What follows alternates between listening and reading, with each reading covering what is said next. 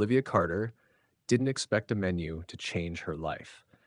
But when flight attendant Lisa Monroe looked her in the eye and refused to hand her one, while serving every other first class passenger without hesitation, Olivia felt the weight of something far more sinister.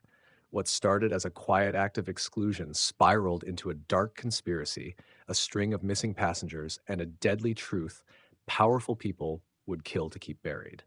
The hum of the engines filled the cabin as passengers settled into their seats, the gentle clinking of glasses and murmured conversations blending into the familiar rhythm of first class luxury. Olivia Carter leaned back, her mind drifting between thoughts of the conference she had just attended and the few precious days of rest she had ahead of her. A seasoned traveler, she was no stranger to international flights, nor to the unspoken rules of first-class service, rules that promised seamless comfort, effortless hospitality, and above all, equal treatment. As the flight attendants began moving through the cabin, distributing menus with polished efficiency, Olivia reached for hers instinctively, only to realize none had been handed to her. She glanced up, assuming it was an oversight. Across the aisle, a man in a tailored suit flipped through his menu, barely looking up as the attendant placed a warm towel on his tray. Further down, an older woman adjusted her reading glasses, scanning her options. Olivia waited. The flight attendant, a blonde woman with a crisp uniform and a professional yet impersonal demeanor, moved past her seat without so much as a glance. Olivia frowned. Perhaps she had simply been missed. The moment the attendant walked by again, she raised a hand slightly, offering a polite but firm request. The attendant didn't pause. Something shifted in Olivia's stomach. It wasn't the action itself, but the intent behind it. The refusal wasn't casual or unintentional. It was deliberate. The same attendant who had effortlessly placed menus into the hands of every passenger around her had chosen to ignore her. Across the cabin, another black woman sat quietly by the window. No menu in front of her either. Olivia's pulse quickened. She scanned the faces of the other passengers, noting how seamlessly the service flowed around her.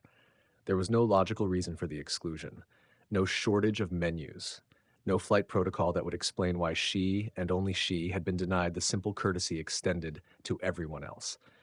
The discomfort wasn't just about the menu. It was about the quiet, insidious way exclusion could be disguised as an accident. She inhaled deeply, suppressing the urge to react impulsively. Instead, she sat up straighter and made her request again, her voice calm but firm. This time, the attendant turned her head slightly, her expression unreadable. Without a word, she continued down the aisle. The shift in the air was subtle but undeniable. Passengers near Olivia avoided eye contact, pretending not to notice, but their body language betrayed them. A man 2 rows ahead cast a quick glance before looking away. A woman adjusted her seatbelt, her discomfort evident. Olivia knew what was happening. It was the unspoken social contract of first-class travel. See nothing, say nothing. She reached into her bag, pulled out her phone, and tapped the record button. If this was happening to her, it had likely happened to others. She wouldn't let it go unnoticed. What she didn't know was that this moment was the first unraveling thread in a far deeper, far deadlier truth. The moment the wheels touched the runway, Olivia felt a surge of determination. She had spent the remainder of the flight replaying the incident in her mind, analyzing every moment, every ignored request, every carefully concealed act of discrimination. She wasn't just another passenger with a complaint. She was someone with influence, connections, and an unshakable resolve to make sure what happened to her never happened again. As soon as she stepped off the plane, she walked with purpose through the terminal, bypassing customer service entirely. That was for standard complaints, minor grievances that airlines could sweep under the rug with an apology email and a discount voucher. Olivia had no intention of letting this be dismissed as a misunderstanding. She had direct access to the airline's CEO, a business acquaintance she had crossed paths with in high-profile corporate circles. Within minutes, she sent an email with the video attached, detailing the humiliation she had endured. Her phone vibrated almost immediately. A response. The CEO's message was short, his tone clipped and urgent. He wanted to speak immediately. Olivia took the call, expecting corporate damage control, carefully worded reassurances meant to pacify her. Instead, she sensed real concern in his voice. The airline had been battling internal accusations of discriminatory practices, and if her video surfaced, it would be a catastrophe for the company. He assured her that the situation would be handled swiftly. The flight attendant and the entire crew were being placed on immediate suspension pending an internal review. Olivia hung up, satisfied, but not entirely convinced. She had spent enough time in corporate environments to know that when powerful companies moved this quickly, it was rarely out of genuine accountability. It was about control, about stopping a scandal before it spiraled. Hours later, as she was settling into her hotel room, her phone buzzed again, an unknown number. She hesitated before answering. A voice on the other end, low and cautious, spoke quickly. "You don't know me, but I work for the airline. I saw what happened. You need to know something. This isn't just about you. This goes deeper than you think." Olivia sat up straight. "Who is this?" she asked, but the caller had already hung up. A chill ran down her spine. She had expected pushback, maybe even public scrutiny. But this? A cryptic warning from an anonymous source? It suggested something far beyond what she had imagined. Her instincts told her to investigate further. She opened her email and began drafting a follow-up message to the CEO, requesting a full report on past complaints involving the flight crew. But before she could hit send, another email appeared in her inbox. No subject line, no message, just a single attachment. A document listing the names of several passengers. Passengers who had filed similar complaints in the past. Passengers who had since gone missing. Olivia's hands hovered over the keyboard, her breath shallow as she scanned the list of names. There were at least a dozen, each followed by a brief note. Unresolved complaint, disappeared after incident, case closed, no further action. The further she scrolled, the more unsettling the patterns became.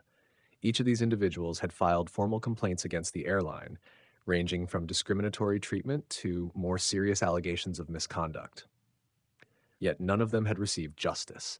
Instead, they had vanished, their cases buried beneath bureaucratic silence. She quickly searched the first few names online, expecting to find news reports, missing persons bulletins, something. But there was almost nothing. A few scattered posts from worried family members, a couple of outdated articles mentioning travelers who had seemingly gone off the grid. No investigations, no official reports, just a series of unanswered questions leading to the same disturbing conclusion. These people had been erased. A cold realization settled over her. This wasn't a case of corporate negligence. It was intentional. Olivia forwarded the document to a secure drive before calling the CEO again. This time he didn't answer. She tried twice more. Voicemail. She checked her earlier email to him, the one requesting a report on past complaints. No response. The man who had been so quick to call her hours ago had suddenly gone silent. Her instincts screamed that she was being watched. She stood, moving to the hotel window, peering through the curtain. The street below was quiet, but a black SUV sat parked just outside, engine running. The same car she had noticed earlier when she checked in. Her pulse quickened. She had to act fast. If she was right, she wasn't just dealing with corporate discrimination anymore. She was caught in something much bigger, something dangerous. She copied the document onto a USB drive and tucked it into her purse before grabbing her coat. She needed help. The only person who might have answers was the anonymous caller. If they had sent her this file, they knew more than they were letting on. She quickly scanned her call log, noting the number. It was blocked, but she had software that could trace it.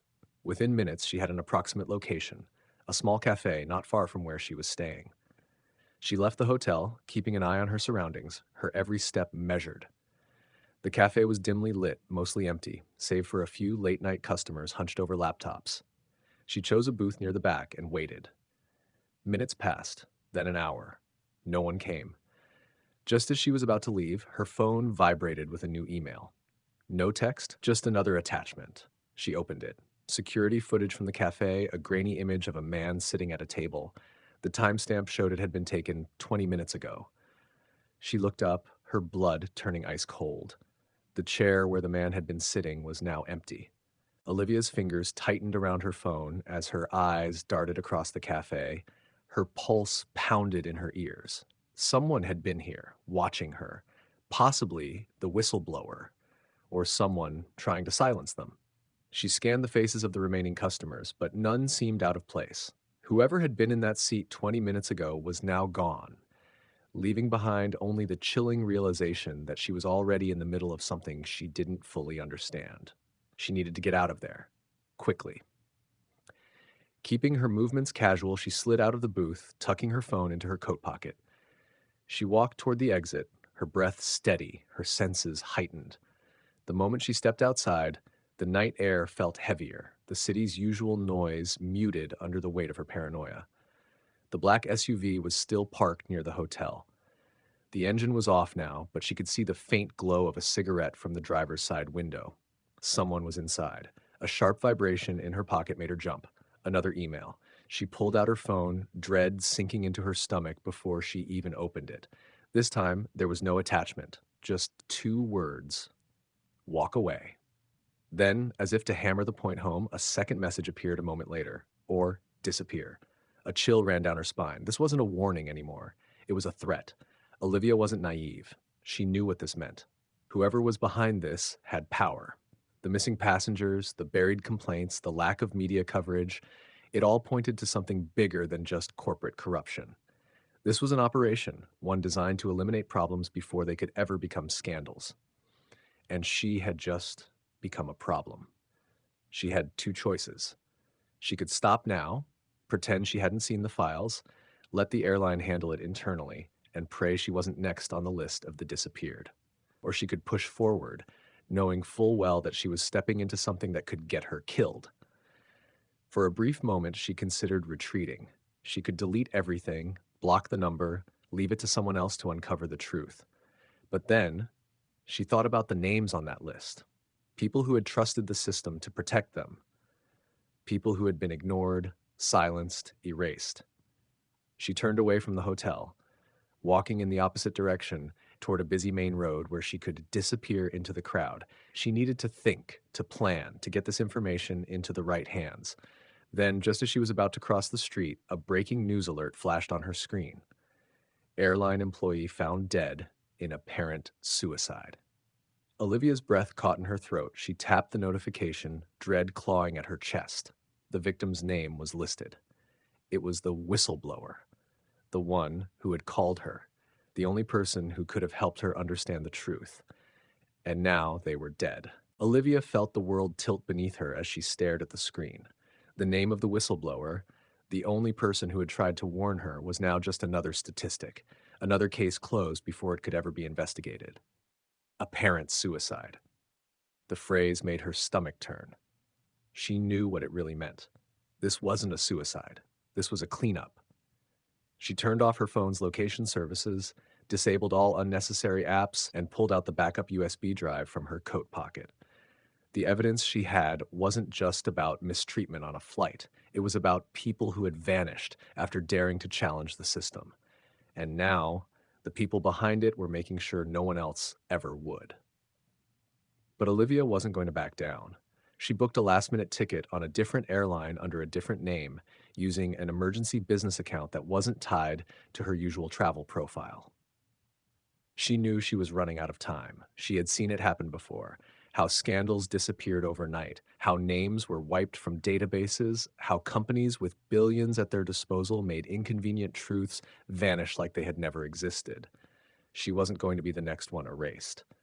Instead of going home, she flew to Washington, D.C., where she had a contact in investigative journalism, someone with enough reach to make sure this story didn't just get buried. She arrived at his office with no warning, dropping the USB drive onto his desk. "Don't call me," she said. "Just publish it." She left before he could ask questions. Within 24 hours, the first article dropped. The headline was explosive. Whistleblower dead after exposing airline's disturbing pattern of passenger disappearances. It spread like wildfire. Social media ignited. People came forward with their own horror stories, their own missing family members, their own buried complaints. News outlets around the world picked up the story, dissecting the leaked emails, the internal memos, the sudden deaths tied to the airline. The pressure became unbearable. Within days, the airline's CEO resigned. Then, the arrests began. Investigators uncovered a network of employees who had been part of a secret operation, Passengers flagged as problematic were quietly removed under false security concerns. Some were handed over to unknown third parties. Others had their records erased entirely. The deeper the authorities dug, the more horrifying it became. Olivia had expected justice to bring her peace, but instead she felt a lingering unease. The airline collapsed under legal scrutiny, its leadership dismantled, but the full truth was never made public. Too many loose ends, too many powerful figures still untouched. Months later, as Olivia walked out of a courtroom after giving her testimony, her phone buzzed with a new message, a restricted number. You exposed them, but not all of us. Her heart pounded. She looked around. Somewhere in the crowd, someone was still watching.